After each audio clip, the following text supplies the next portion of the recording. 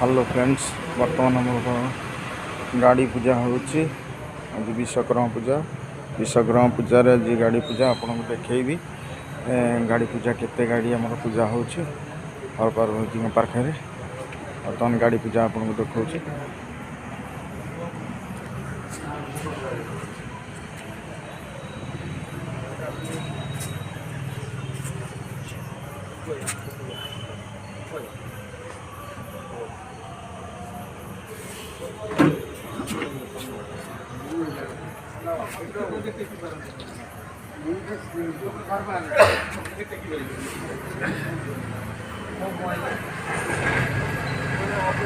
गाड़ी पूजा चली